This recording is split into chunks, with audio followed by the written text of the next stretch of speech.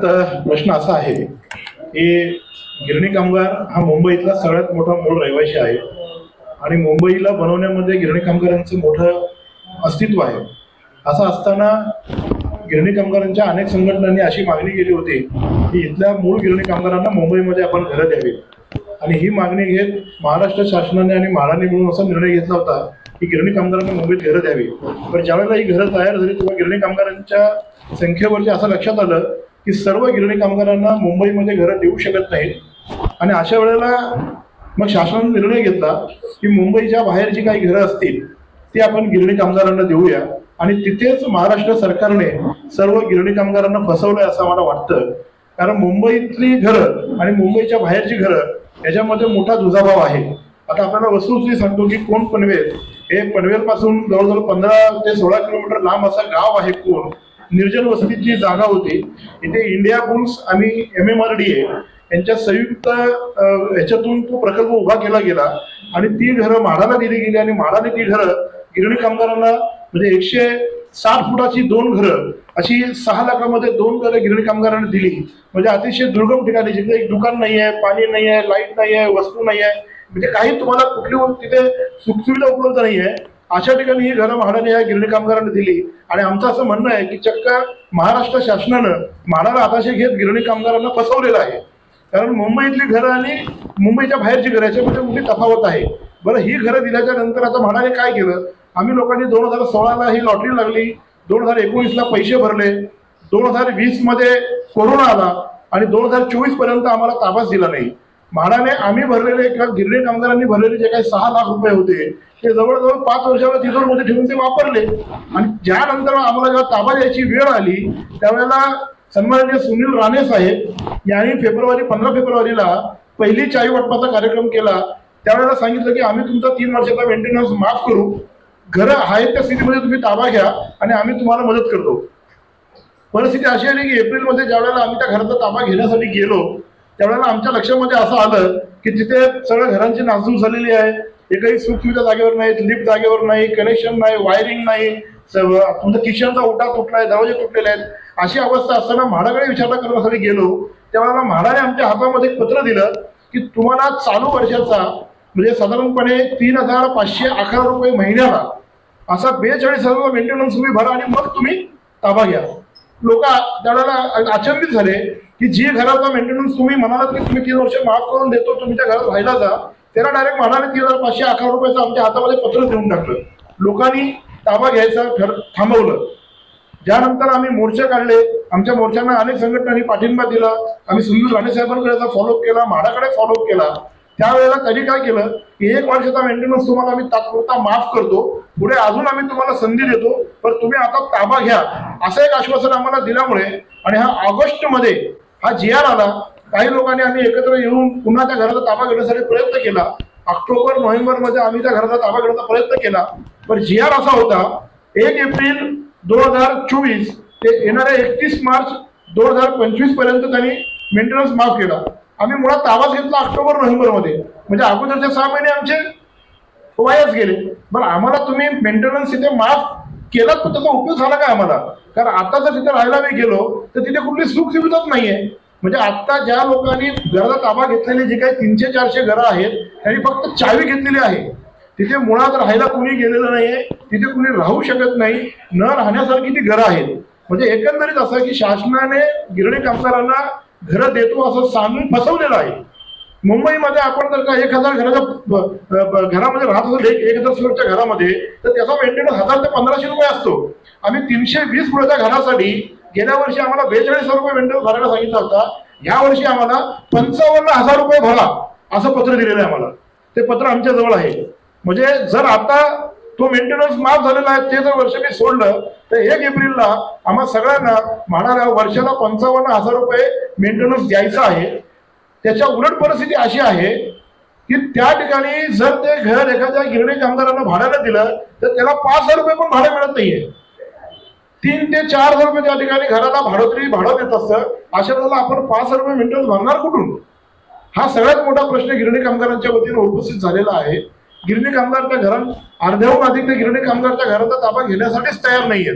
कारण त्यांना कळून चुकलंय की महाराष्ट्र शासनाने आम्हाला फसवलेलं आहे. आणि म्हणून आम्ही असं ठरवलंय की येत्या 5 तारखेला आपण ज्यावेळेला अधिवेशनाचा काळ असणार आहे त्यावेळेला आपण आझाद मैदानात मोर्चा काढत आहोत. आणि मोर्चामध्ये आमच्या प्रमुख मागण्या आहेत की ज्या गिरणी कामगारांनी 2019ला पैसे भरले किंवा त्यानंतर ज्यांनी पैसे भरले त्यांच्याकडून म्हाडाने 1-1 लाख रुपये दंड घेतलेला आहे लेट फी. अशा 2023 पर्यंत ज्या ज्या लोकांनी पैसे भरलेले आहेत त्या लोकांचा कमीत कमी 3 वर्षाचा मेंटेनन्स आपण पूर्णपणे माफ करावा. ज्या लोकांना मेंटेनन्स नंतर भरावा लागणार आहे किंवा ज्यांनी उशिरा पैसे म्हाडाला भरलेले आहेत त्या घरांचा मेंटेनन्स कमीत कमी 1000 ते 1500 पेक्षा जास्त नसावा. कारण त्याच स्थितीतली ती घरं आहेत. कारण त्यापेक्षा जास्तचा मेंटेनन्स आम्हाला भरता येणार नाही. तिसरी महत्वाची आमची मागणी अशी असणार आहे की त्या ठिकाणी कोविडच्या काळामध्ये जी काही नादुरुस्ती झालेली आहे, लोकांनी नळ तोडलेत, चोरून नेलेत, काय प्लॅटफॉर्म तुटलेत, दरवाजे तुटलेत, ही सगळ्या कामात पंखे तुटलेत, ट्यूबलाईट चोरून नेल्यात, खिडक्या तुटलेल्या आहेत, अशी अनेक कामं प्रलंबित आहेत. ही कामं आपण ताबडतोब करून द्या. सगळ्यात महत्वाची गोष्ट म्हणजे कोविड संपल्यानंतर महाराष्ट्र शासनाने ही घरं बनवण्यासाठी एक टेंडर काढलं होतं. ते 52 कोटीचं टेंडर आहे असं आम्हाला समजतंय. आणि ह्या 52 कोटीच्या टेंडरमध्ये या घरांची डागडुजी करायची होती. जर का आपण पाहिलं तिथे 11 इमारती आहेत 2400 घरांच्या. एका इमारतीला साधारणपणे 3 कोटीपेक्षा जास्त फंड येतो आणि त्यात ती बिल्डिंग परत नवीन तयार होऊ शकली असती. परंतु अशी परिस्थिती त्या ठिकाणी आजही दिसत नाहीये. म्हणजे अजूनही ते 3 कोटी किंवा 4 कोटी कुठे गेलेत, टोटल प्रोजेक्टचे 52 कोटी रुपये कुठे गेलेत हे अजून कोणालाही माहित नाहीये. परंतु बिल्डिंगची अवस्था मात्र अत्यंत वाईट आहे. अशा अवस्थेमध्ये लोकांना तिथे राहता येत नाहीये. त्यामुळे आपण ताबडतोब त्या गोष्टी दुरुस्त कराव्यात अशी आमची मागणी आहे. आणि आमची सगळ्यात शेवटची आणि 5वी मागणी महत्वाची अशी आहे की 2417 घरं म्हाडानं सुरुवातीला जारी केली होती. 1000 लोकांनीच फक्त त्या घरांचा ताबा घेण्यासाठी इच्छा व्यक्त केली. बाकीची लोक बॅकफुटला गेलेली आहेत. त्यांना ती घरं नको आहे. कारण त्या लोकांना मुंबईच्या बाहेर जायचं नाहीये. तर जी घरं आता शिल्लक आहेत त्या घरांची लॉटरी काढण्याची जी काही प्रक्रिया असेल ती म्हाडानं लवकरात लवकर पूर्ण करावी.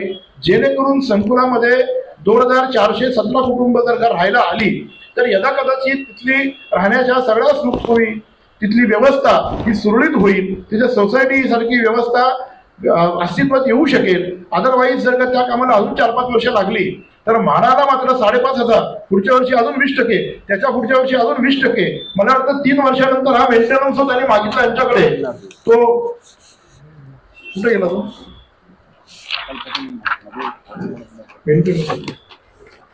बघा. पहिल्या वर्षी तो आता तरी मागितला 2025 आणि 26 मागितलाय तो 55,680 रुपये मेंटेनन्स आहे.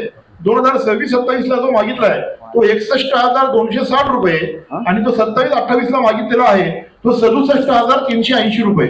म्हणजे साधारणपणे महिन्याला 5,615 रुपये हा पुढच्या 3ऱ्या वर्षात येणारा मेंटेनन्स आहे. एवढा मेंटेनन्स त्या घराला काय भरणार आपण? मुळात तिथला भाडं तरी तिथे 4,000-5,000 भाडं देते तर असं मेंटेनन्स भरणं शक्य नाही ना. तर आमची मूळ मागणी घेऊन आम्ही विधान भवनावरती येत्या 5 तारखेला आम्ही मोर्चा काढणार आहोत. तर माझी सगळ्यांना, आपल्या सगळ्यांना नम्र विनंती आहे की आमच्या ह्या मागण्या प्रामुख्यानं आपण योग्य त्या पद्धतीने पटलावरती मांडाव्यात. त्याचं कारण असं आहे, अगदी महत्वाची गोष्ट म्हणजे अशी की गिरणी कामगारांना घरं द्यावी यासाठी 6 तारखेला सुद्धा एक दुसरा मोर्चा या ठिकाणी गिरणी कामगार आणि वारसदारांचा आहे. त्याही लोकांनी आम्हाला घरं मुंबईत मिळावी अशी मागणी केलेली आहे. आमच्या असं लक्षात आलं की मुंबईत त्यांना देण्यासाठी घरं नाही आहेत. मुंबईच्या बाहेर त्या लोकांना हे घरं देणार आहेत. त्याही जवळपास 1.5 लाख लोकांची फसवणूक सरकार भविष्यामध्ये करेल अशी शंका आम्हाला वाटते. आणि म्हणून आम्ही महाराष्ट्र शासनालाच नव्हे तर आम्ही त्या गिरणी कामगारांना देखील सतर्क करत आहोत की मुंबईच्या बाहेर जर काही घरं तुम्हाला मिळणार असतील तर आपण ती घरं घेऊ नयेत. कारण जी अवस्था आमची झाली ती अवस्था तुमची होईल. 6 लाखाच्या घराला 5,000चा मेंटेनन्स भरणारी अशी कुठलीही व्यवस्था मुंबईच्या पाठीवर तर सोडा महाराष्ट्रात सुद्धा कुठे दिसणार नाही. परंतु अशी दुरावस्था असलेली ही घरं म्हाडानं ह्या गिरणी कामगारांना देऊन म्हाडानं चक्क आम्हाला फसवलेलं आहे. कोणगावच्या गिरणी कामगारांना फसवलेलं आहे, मुंबईतल्या गिरणी कामगारांना फसवलेलं आहे. त्यामुळे आम्ही आता लगेचच म्हणजे उद्या परवा आम्ही मुख्यमंत्र्यांना भेटण्याचा देखील आमचा प्रयत्न आहे. आम्ही बऱ्याच वेळा जयस्वाल साहेबांना संबंधितांना भेटण्याचा खूप प्रयत्न केला परंतु अजून काही होत नाही. आमच्याकडे पत्र पडलेली आहेत परंतु कोणीही दाद देत नाहीये. मात्र आता आमची ही शेवटची लढाई आहे. त्यासाठी आपण आम्हाला सगळ्यांनी मदत करावी ही नम्र विनंती. आपल्याला एक निवेदन बनवलेलं आहे. निवेदन ते सगळ्यांच्या हातामध्ये आलं असेल का? ते बऱ्यापैकी आपण रितसर बनवलेलं आहे निवेदन.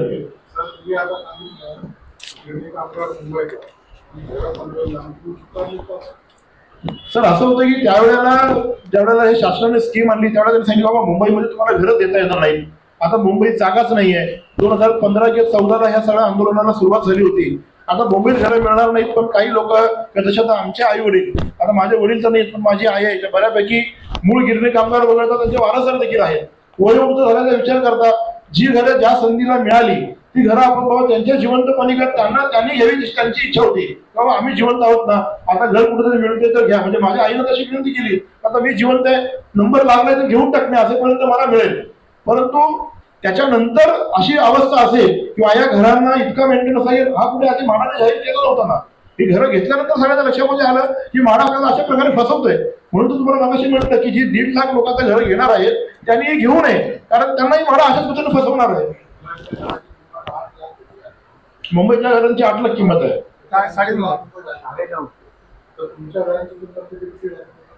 10 लाखाच्या वर पण कोण द्यायला तयार नाही. राज्य सरकार किती किती कामगारांना घर देते? 1500 ते 2000 घर फार फरक द्यायची. अरे आप लोग तेच तो म्हणतोय ना मी. म्हणजे पण आता त्याच्यामध्ये असं निर्णय घेतलाय. आईडी के लिए कौन है वहाँ पे इंचार्ज, किसके पास देना है?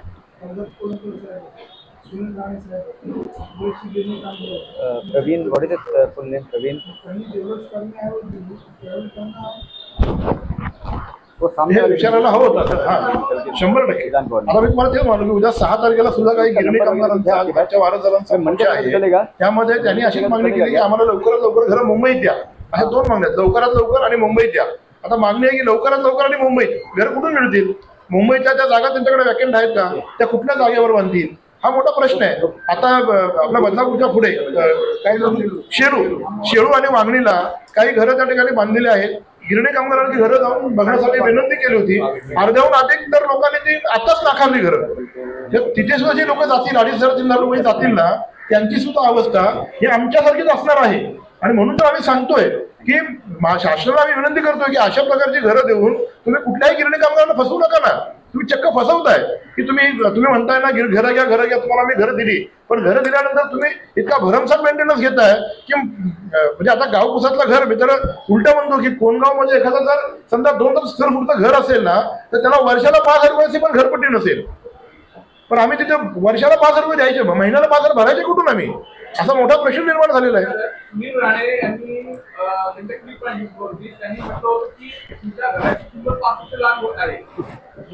साहेब आम्ही त्यांना असं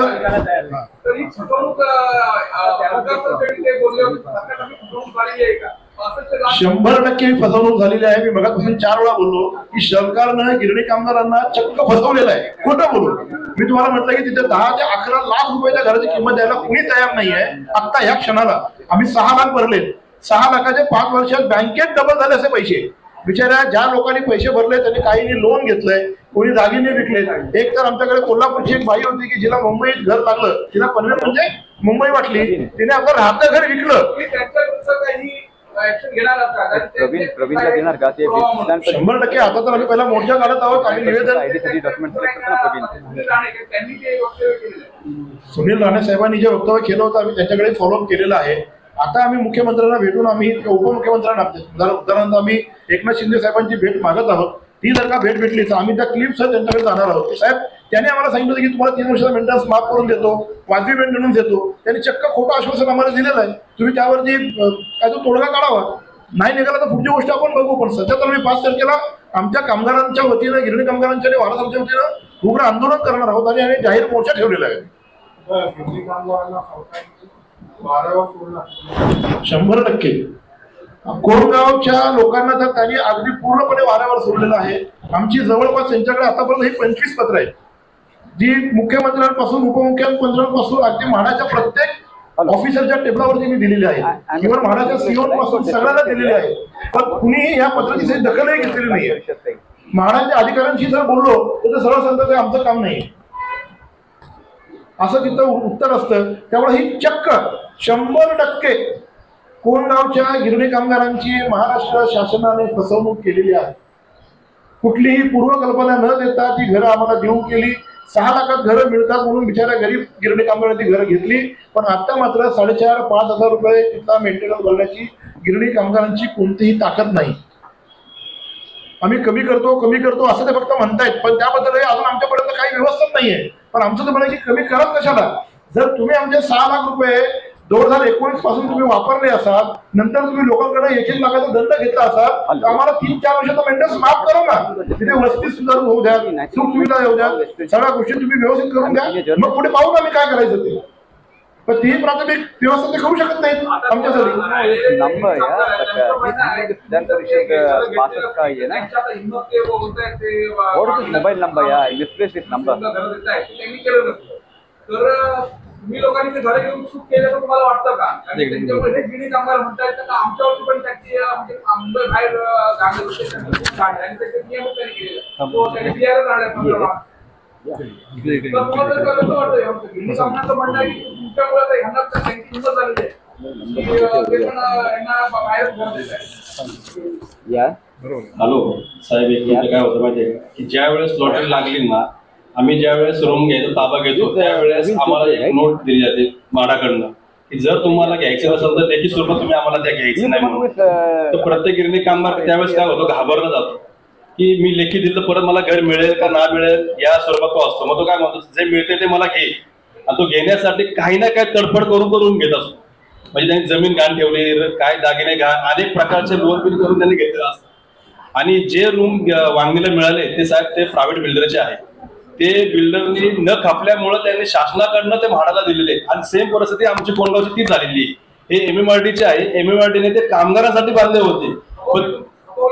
ते न जाता त्यांनी काय केलं, ते रूम शासनाने म्हाडाला दिले, म्हाडाने आम्हाला दिले. आणि हा जाब आम्ही म्हाडाला विचारला असता, म्हाडा आम्हाला उत्तर दिलं की ही आमची जबाबदारी नाहीये, ही आम्ही बांधलेली स्कीम नाहीये, ही आम्हाला शासनाकडनं आलेली आहे, दबावपोटी तुम्हाला आम्ही दिलेले.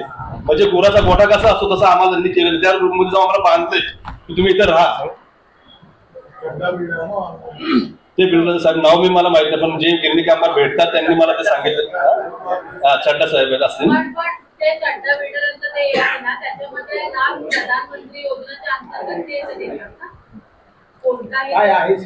स्कीम असेल hello sorry the number what you gave me is coming in invalid number. गिरणी कामगारांना खपवतात, गिरणी कामगारांना खपवतात. आणि त्याचे पण मोबदला घेतात साहेब. ते पण मी गिरणी कामगारांना विचारलं असता 9 लाख रुपये मला ऐकण्यामध्ये आले. 9-10 लाख रुपये. तर विचार करा साहेब की ऐका साहेब, जर गिरणी कामगार आता तर गिरणी कामगार राहिलाच नाही, त्यांचे वारसदार आहे. आणि जर ते 9-10 लाख रुपये कुठं बघा, आउटसाईड एरियाला ज्या ठिकाणी सोयी उपलब्धच नाहीये. आता आम्हाला कोंडगाववर जर पनवेलला जायचं म्हणलं तर 100-150 रुपये खर्च येतो पनवेलला जाण्यासाठी. जो वेळ येईल शासन ज्यावेळेस काय सुविधा करत ती गोष्ट वेगळी, पण आता तर सोयी उपलब्ध नाही ना आम्हाला त्यासाठी. आता आम्हीच तिथं राहतो, फक्त आम्हालाच आमचं माहिती आहे कोण, बाकीचं काय माहितीच नाही. कारण इंडियन लो आहे तेवढंच आम्हाला माहिती आहे. आम्ही स्वतः राहतो, येणं जाणं करतो. आणि शासनाने सांगितल्यामुळं आम्ही खरं गिरणी कामगार राहायला गेलो. तुमच्या आम्ही मान्य करू सगळ्या सुविधा, पण त्यांनी आम्हाला आजपर्यंत काही मान्य केलं नाही. आणि आम्ही सगळ्या गिरणी कामगारांना जवळजवळ राहायला सांगितलं. शासनाने सांगितल्यामुळं त्यांनी नंतर ही आमची फसवणूक केली. कोणतीच कामं केलेली नाही. अक्षरशः रडकुडीला गिरणी कामगार आलेलं आहे. हो बरोबर आहे. ह्याला MMRD पण जबाबदार आहे. MMRDचे खपलं नाही म्हणून त्यांनी लोकांनी शासनाचे घातले, शासनाने म्हाडाचे घातले, म्हाडाने आमचे घातले. आणि शासन म्हाडा म्हणते ना आम्हाला हे आम्ही बांधलेली स्कीम नाही, आम्ही बांधतो तर आमची पद्धत बांधण्याची वेगळी असते. 1 BHK असते. हे सिंगल 160 2 रूम दिलेले. त्याचं एक जर माणूस फिरला तर उलटा गोरगोर पण फिरणार नाही. अशी रूम आम्हाला दिलेले आहे त्या ठिकाणी. एक मिनिट साहेब, तुम्ही मगाशी आम्हाला विचारलं होतं की तुम्ही ही घरं का स्वीकारली. त्याचं माझ्याकडून उत्तर तुम्हाला असं आहे की जेव्हा आम्हाला ही घरं लॉटरीमध्ये आमचं नाव आलं तेव्हा जे आम्हाला पत्र आलं घर मिळण्यासाठी, त्याच्यामध्ये एक विकल्प अर्ज दिला होता. त्याच्यामध्ये असं नमूद केलं होतं स्पष्टपणे की जर तुम्हाला ही घरं नामंजूर असतील तर तुम्ही तो विकल्प अर्ज भरून द्या. पण त्यात असं शाब्दिकपणे असंही लिहिलं होतं की हा विकल्प अर्ज भरून दिल्यानंतर तुमचा ह्या घरांचा मालकी अर्ज पूर्णपणे रद्द होईल आणि पुढे निघणाऱ्या भविष्यात पुढे निघणाऱ्या लॉटरीमध्ये तुमचं नाव येईल ना येईल ही सर्वस्वी तुमची जबाबदारी असेल. हा अशा प्रकारे अंकुश ठेवून आता सामान्य गिरणी कामगार काय विचार करणार की बाबा इकडे आपलं नाव आलंय, इकडचा आपण मालकी हक्क रद्द केला तर पुढे नाव येतंय ना येते, इकडे मिळतं तो सामान्य गिरणी कामगार अशा प्रकारे भीतीपोटी ती गरज स्वीकारली आणि महाराने अशा प्रकारे आमच्यावरती अंकुश ठेवून शाब्दिक दबाव निर्माण करून आम्हाला ही गरज घ्यायला भाग पडलं. ट्राय करतो ते मला मेसेज असं येते की आज नाही दडपशाही केली. बरोबर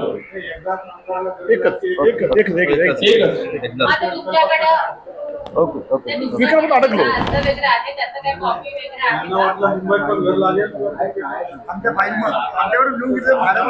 ते म्हाडामध्ये जमा केलंय आपण. आणि त्यातही जेव्हा ताबा मिळाला तो ताबा मिळाल्याच्या 1 महिन्याच्या आतच आम्हाला मेंटेनन्स लागूचं पत्र लागू झाले. मेंटेनन्स करण्याचं सोसायटी बनवण्यासाठी तिथे आवश्यक असणारी अजून लोकसंख्याच नाहीये. 2417 घरं आहेत. ज्या लोकांना मेंटेनन्स माफ झाला ती 599 लोक आहेत की जी डिसेंबर 2024च्या आधी त्यांनी पैसे भरले. त्याच्यानंतर आता साधारण 350-400 लोक आता ह्या 24 मध्ये म्हणजे आम्ही राहायला गेल्यानंतर जेव्हा लोकांना अवेअर झालं की बाबा इथे लोक येत आहेत तेव्हा पैसे भरले. आता अशी अवस्था आहे की जवळजवळ 1200 ते 1300 घरं अशी आहेत की जी लोक घेण्यासाठी पुढे येतच नाहीये. त्यांच्या नावाने घर लागलंय पण ते ना पैसे भरत आहेत ना ते पूर्तता करत आहेत. त्यामुळे आता त्या 1200 घरांच्या ऐवजी जी वेटिंग लिस्ट जी त्यांनी काढली होती म्हाडाने ती वेटिंग लिस्ट पुढे येईल आणि ती घरं भरली जातील. पण त्याचाही काही प्रोसेस असतो तो प्रोसेस पूर्ण करत नाहीये. त्यांचं म्हणणं असं की आम्हाला शासनाने आदेश दिला तर आम्ही ही पहिली यादी बाजूला करू आणि मग पुढची वेटिंग लिस्ट पुढे घेऊन त्या पुढच्या वेटिंग लिस्ट मध्ये जे काही 2400 लोक आहेत त्यांना आम्ही घरं अलॉट करू. पण सुद्धा 30 लोक फसणार आहेत ना आल्यानंतर. टाइम न्यूज सर लेटर मैंने 4 दिन पहले भेज दिया था. विकू शकतो पण ते विकला किंमत आली पाहिजे 5 वर्षाच्या किमतीमध्ये. और जनकल्याण टाइम राष्ट्रीय news of is English okay लेकिन लेटर मैंने जनकल्याण टाइम का दिया था विथ हिंदी एंड 24/7 किती गिरणी कामगारांना घर मिळाले हा आकडा आपण सांगू शकत नाही. कारण आपण तसं की आपण एक विशिष्ट संबंधित आहोत कोण पनवेलशी संबंधित. पण मिळणारे घरांचा आकडा जो आहे तो मात्र समोर आला आहे. कारण आम्ही जेव्हा म्हाडा त्यावेळेला मला कळलं की गेल्या वेळेला काहीतरी 1,52,000 लोकांनी फॉर्म भरले होते आता येणाऱ्या घरांच्या लॉटरीसाठी. आणि आता म्हणाने अशी सुविधा आणली की पूर्वी कसं आहे कोणी फॉर्म भरायचा आणि लॉटरी लागली की जरा पेपर द्यावे लागायचे तो पात्र की अपात्र ठरवायला. आणि त्याच्यामध्ये काय होतं ज्याला लॉटरी लागली त्याने एखादा पेपर नाही दिला की तो अपात्र ठरायचा.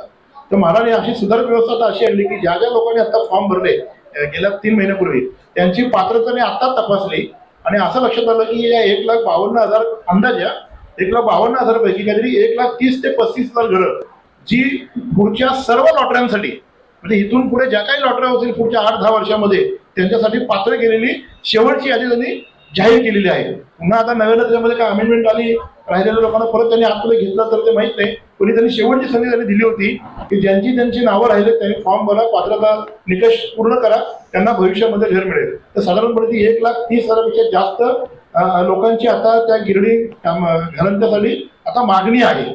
आणि मला वाटतं 6 तारखेला जो मोर्चा आहे तो त्यांच्याच वारसदारांपैकी आणि आणखीन काहीतरी 6-7 संघटना त्याच्यामध्ये आहेत. त्यांनी एकत्र मिळून तो मोर्चा ठेवला की आम्हाला लवकरात लवकर मुंबईत घरं द्या. पण ती मागणी फक्त हवेतली असणार आहे. शासन त्याकडे किती लक्ष देईल मला माहित नाही. मुंबईत 1,60,000 घरं किंवा 50,000 1,00,000 घरं मुंबईत नाही तर देणार कुठून हा मोठा प्रश्न आहे. त्यामुळे यदा कधी शासनानं काही वेगळा निर्णय घेतला तर बरं. तर आम्ही आता असं म्हणतो अगदी पुढे जाऊन जर शासन मुंबईत घर देणार असेल तर आमची घरं पण परत घ्या. आम्हाला पैसे परत आणि आम्हाला मुंबईत घर द्या. आम्ही तयार आहोत घर सरेंडर करायला. घेतली ना साहेब मुंबईत 8 लाखाला घरं दिली त्यांची किंमत 40-45 लाख रुपयात मुंबईत चालू आहे. तुम्ही अगदी लालबागला परळला वरळीमध्ये गेलात तर ती जर का जी लोक आज बाहेरच्या बाजूने बाजारभावाने विकतात किंवा 40-45-50 लाखाला विकतात. आज आम्ही जे घर घेतलंय 5-6 वर्षापूर्वी त्या 6 लाखाच्या घराला 10 लाख कोणी द्यायला तयार नाहीये. आम्ही जर म्हाडाला म्हटले होते की साहेब तुम्ही आमची घरं परत केले आम्हाला पैसे द्या आमचे डबल पैसे द्या आमचे सुपेकर साहेब तर आम्ही सगळ्यांना सगळं बोलले होते ही पैसे तुम्ही ही घरं परत घ्या आम्ही तुम्हाला फाईल परत देतो तुम्ही आमचे 10 लाख आम्हाला परत द्या व्याजासकट. तर ते शासन करणार नाही ना. Send me the invite, ना? आम्ही भेट मागितली साहेब, भेटच मिळत नाही, निवेदन देऊन वेळ झाला, सगळ्या गोष्टी पूर्ण केलेल्या आहेत. तुमच्या माध्यमातून तुम्ही आवाज उचलला तर कदाचित मला असं वाटतंय की उद्या 2 दिवसात त्यांनी जर का भेट दिली तर उत्तम. तर त्यासाठी तुम्ही आमच्या सोबत आलात तर कदाचित ती गोष्ट होऊ शकेल. कारण पुन्हा पुन्हा सांगतोय की शेवटी गिरणी कामगार हा मुंबईचा कणा आहे. ही मुंबईच उभी राहिली, ती गिरणी कामगारांमुळे उभी राहिली. ओके. सगळीकडे माणसं आहेत, पण आपली कोण नाहीत ना. आपली माणसं असतील तर तो विषय मांडतील ना. तर आपला कोणी पारका कोण हेच कळत नाहीये. तोंडावर सगळं सांगतात की आम्ही तुमच्या बाजूने आहोत, लगेच प्रश्न मांडतो. पण दुसऱ्या दिवशी 2417 घर आहेत, 11 बिल्डिंग, 11 पूर्ण कॉम्प्लेक्स मध्ये जी समस्या आहे. पाणी सध्या आहे, कारण सध्या लोक राहायला नाही आहेत, त्यामुळे पाणी येते. 70,000 काही का 4 महिने, 3-4 महिने. हो, मी तुम्हाला सांगतोय ना.